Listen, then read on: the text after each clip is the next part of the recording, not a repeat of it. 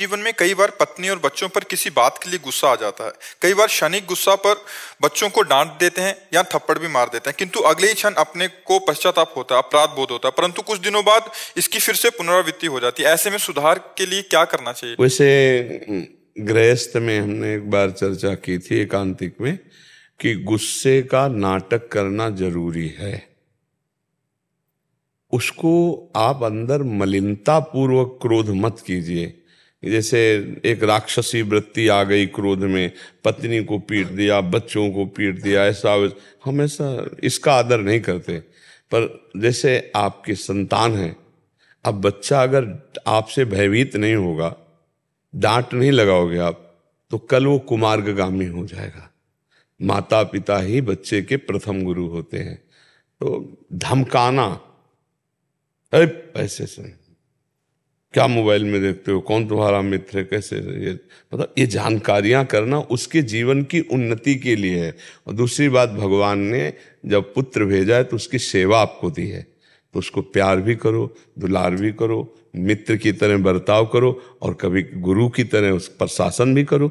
तो वो जो राक्षसी प्रवृत्ति के द्वारा जैसे बच्चों को मार, उनकी क्षमता से अधिक पिटाई करना और सब, या पत्नी को झकझोरना, मारना, पीट, ये राक्षसी प्रवृत्ति तो सत्संगियों के लिए उचित नहीं है। पर आवश्यक होने पर भय की जरूरत है, मतलब सिद्धांत भी है। देखो, जैसे बच्चा है या परिवार है, अगर भय नहीं है तो कुमार्गगामी प्रवृत्तियों में परिवार का फंसना निश्चित हो सकता है, क्योंकि ऐसा कुसंग होता है, ऐसी माया की आकर्षण वृत्तियां होती हैं। पवित्र और बिल्कुल शुद्ध जीवन बनाने का योगदान माता पिता का होता है, तो उसमें जरूरत होती डांटने की। एक बार चैतन्य महाप्रभु को डांटा उनके पिताजी ने, शायद जगन्नाथ मिश्र नाम। तो उनको स्वप्न में एक महापुरुष ने कहा कि आप जिनको डांटते हैं जानते हो कौन है? तो बोले हम जानना भी नहीं चाहते। जब वो कृपा करके हमारे को पिता का सौभाग्य दिए हैं तो हम जानना भी नहीं चाहते हो, हमारे लाडले पुत्र हैं, बस इतना। तो बोले आप डांटा मत करो, बोले आवश्यकता पड़ी तो चपत भी जमाऊंगा, क्योंकि मुझे अधिकार दिया है।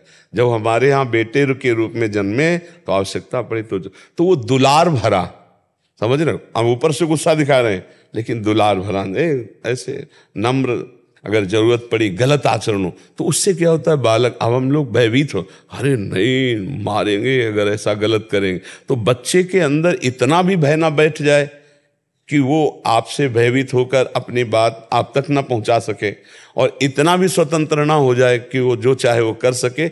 इस बीच की बात को समझना चाहिए, थोड़ा प्रीति, थोड़ा भय, तभी हमारा परिवार चल पाएगा। और पत्नी अर्धांगिनी है, अगर उसकी किसी भी क्रिया में हमको थोड़ा सा भी क्रोध आता है तो उसके भी क्रोध को हमें सहन करना सीखना होगा। ये भी बात समझना है कि अगर कभी वो गुस्सा हो जाती तो अपने मुस्कुरा के चल देते हैं, फिर जब वो शांत होकर बात कर लेंगे। ऐसे कभी पति को गुस्सा आ जाए तो पत्नी को चाहिए शांत रहना चाहिए, जवाब नहीं देना चाहिए। ये गुस्सा अनुकूलता प्रतिकूलता का भाव जब तक बना रहता है तब तक आती ही है। अनुकूल आया तो हर्षित हो गए, प्रतिकूल आया तो क्रोधित हो गए। तो हम धीरे धीरे आगे बढ़े, पर यह जिम्मेवारी है। बिनु भय होए न प्रीति, ये सूत्र भी है। तो जैसे बड़ा घर का सदस्य है, उसका प्रभाव घर में तभी पड़ता है जब वो स्वयं धर्माचरण से चले और शासन युक्त हो। तो फिर बच्चा, परिवार पूरा कि अरे जरा भी त्रुटि में पिटाई हो जाएगी, फिर दंड मिलेगा। तो इससे परिवार सही चलता है। विवेक के द्वारा समझावे, प्यार के द्वारा समझावे और थोड़ा भय भी रखे, लेकिन क्रोध ना लावे। जैसे क्रोध में राक्षसी प्रवृत्ति आ जाती, उठा पटक दिया, मार, लात, दंडा, ये नहीं। मान लो आप ही मार रहे हो, नाक में लग गया, ऐसी जगह लग गया जिससे आप प्रायश्चित भी नहीं कर पाओगे, ऐसी क्रिया हो गई। तो ऐसे बहुत होश में, क्रोध में क्या होता है, फिर कहाँ कैसे, जो डंडा मिला जैसे मिला, अब एक हाथ के से उठाया और पटक दिया, ऐसे ये सब आचरण भक्त को नहीं करने चाहिए। पर मृदु क्रोध करने की हम बात कर रहे हैं कि अंदर क्रोध ना करके क्रोध का नाटक किया जाए तो बहुत अच्छा परिवार चले, क्योंकि थोड़ा जरूरी है।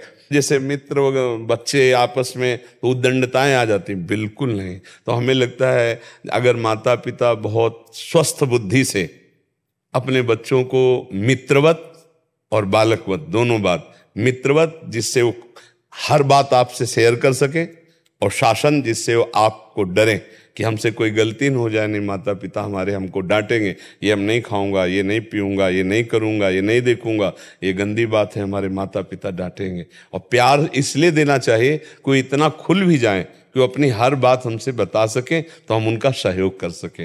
ये ज़्यादा निंदनीय क्रोध नहीं है, वो राक्षसी क्रोध ना लावे कि डंडा उठाया और खोपड़ी फोड़ दी, मारपीट, वो वाला नहीं होना चाहिए, थोड़ा होना भी चाहिए।